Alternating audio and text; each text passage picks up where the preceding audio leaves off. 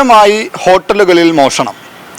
ഹോട്ടലുകളിൽ മോഷണം എന്ന് പറയുമ്പോൾ ക്യാഷ് കൗണ്ടറിലെ പണം അടിച്ചു മാറ്റില്ല, പകരം ക്യാഷ് കൗണ്ടറിന് മുകളിലുള്ള ചാരിറ്റി ബോക്സ്, അതായത് ഈ ജീവകാരുണ്യ പ്രവർത്തനങ്ങൾക്കായി മിക്ക ഹോട്ടലുകളിലും അത്തരത്തിലുള്ള ചാരിറ്റി ബോക്സ് ഉണ്ടാകും. ഈ ചാരിറ്റി ബോക്സ് സ്ഥിരമായി മോഷ്ടിക്കുന്നയാൾ. മാത്രവുമല്ല, മറ്റൊരു പ്രത്യേകത കൂടി ഈ മോഷ്ടാവിനുണ്ട്. ഇത്തരത്തിൽ മോഷണം നടത്തിയ എല്ലാ കടകളുടെയും, ഇതുവരെ മോഷണം നടത്തിയ മുഴുവൻ ഹോട്ടലുകളുടെയും പേര് വിവരങ്ങൾ വിശദമായി തന്നെ എഴുതി കയ്യിൽ സൂക്ഷിച്ചിട്ടുണ്ട്. പിന്നീട് അബദ്ധത്തിൽ പോലും ഈ മോഷണം നടത്തിയ ഹോട്ടലിൽ വീണ്ടും കയറിപ്പോകാതിരിക്കാനാണ് ഇത്തരത്തിൽ ചെയ്യുന്നത് എന്നാണ് പ്രതി പോലീസിന് മൊഴി നൽകിയത്. പറഞ്ഞു വരുന്നത്, കഴിഞ്ഞ ദിവസം കോഴിക്കോട് നല്ലളം പോലീസ് അറസ്റ്റ് ചെയ്ത തൃശ്ശൂർ ചാഴൂർ സ്വദേശിയായിട്ടുള്ള സന്തോഷ് കുമാറിനെ പറ്റിയാണ്. ഇയാളുടെ രീതിയാണ് മോഷണത്തിൽ ഈ നിലയ്ക്ക് സ്ഥിരമായി ഹോട്ടലുകളിലെ ചാരിറ്റി ബോക്സ് മോഷ്ടിക്കുക, അത് എഴുതി സൂക്ഷിക്കുക എന്നുള്ളത്. എന്തായാലും അരീക്കാടുള്ള ഒരു ഹോട്ടലിൽ നടത്തിയ മോഷണവുമായി ബന്ധപ്പെട്ട അന്വേഷണത്തിലാണ് നല്ലളം പോലീസ് സന്തോഷ് കുമാറിനെ പിടികൂടിയത്. ഈ പിടികൂടിയതിന് ശേഷം തൃശ്ശൂർ റെയിൽവേ സ്റ്റേഷനിൽ നിന്നാണ് ഇന്നലെ പിടികൂടിയത്.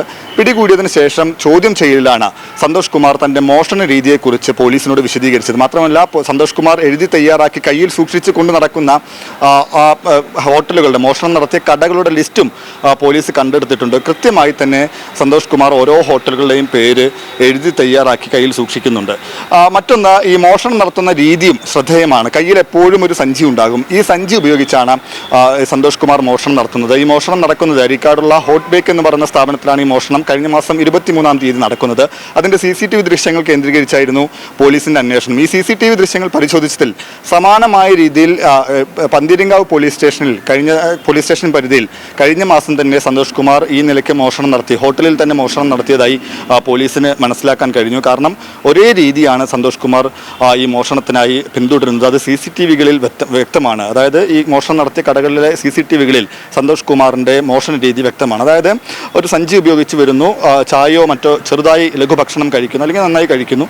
അതിനുശേഷം പൈസ കൊടുക്കുന്ന സമയത്ത് ചില്ലറയായി, അതായത് സ്വാഭാവികമായും സന്തോഷ് കുമാറിൻ്റെ കയ്യിൽ ധാരാളം ചില്ലറ ഉണ്ടാകണം. കാരണം സ്ഥിരമായി ഈ ചാരിറ്റി ബോക്സ് മോഷ്ടിക്കുമ്പോൾ സാധാരണ നിലയ്ക്ക് ചാരിറ്റി ബോക്സിൽ ചില്ലറയാണ് ആളുകൾ നിക്ഷേപിക്കാറുള്ളത്. അപ്പോൾ ആ ചില്ലറ നൽകും ക്യാഷ് കൗണ്ടറിൽ.